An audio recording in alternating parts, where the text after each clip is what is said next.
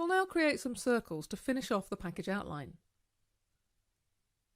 But first I'll just get rid of these locators using the Delete Locators tool. And then I'll open up the Key Point Curves toolbox again. And this time I'm going to create a circle. Now we don't use these key point curves often, so just read the prompt line to see what inputs are needed. So we need to enter the center of the circle, so I can use the point snap here.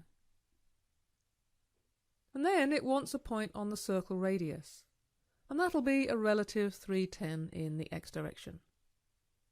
Now that's measured the distance correctly, but the orientation has defaulted to the XY ground plane, and that will always happen in a perspective view.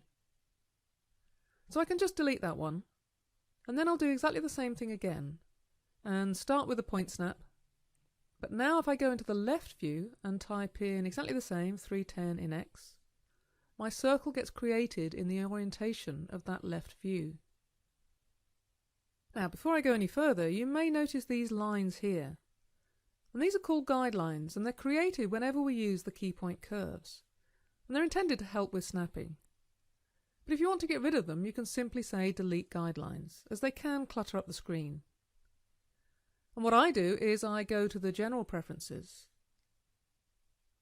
and in the Modeling section, I set the maximum number of guidelines to 0, and that prevents them from getting created in the first place, which is what most users do. So now let's have a look at the locators again, and measure this time the radius of the circle. And one thing you'll notice is that the radius is not constant or exactly accurate as you move the locator around. And some people get very alarmed by this. But it's nothing to worry about, it's just an option we have in Alias that you can set in the construction options. Down here at the bottom, I'll just close off the units, we've got this section called Rational Flags. And this setting is only used for circles, and it's how we get them accurate rather than approximate. So if I switch to User Defined, I can now choose Rational for new curves and surfaces. So now if I build a circle, so I'll point snap, switch to the left view, and then type in 310, exactly the same as I did before. This time, if I check the radius, it's an exact and consistent value. So it's an accurate circle.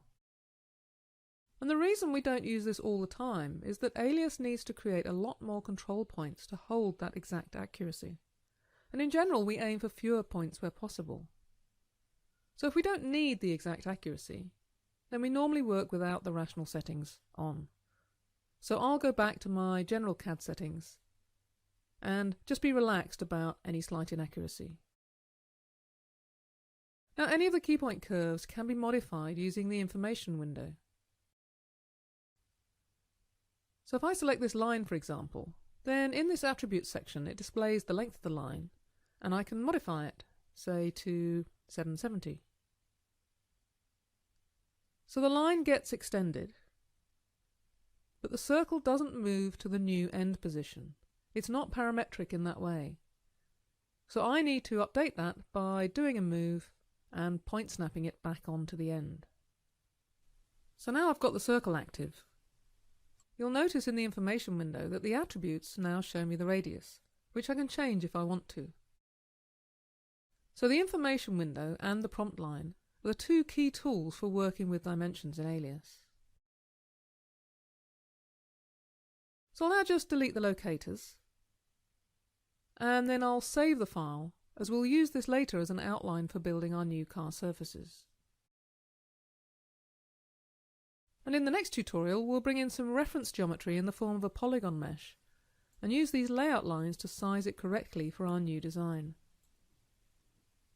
And if you want to understand more about circles and the rational setting, then there's a Theory Builder document that covers it in detail, called Circles and Revolves.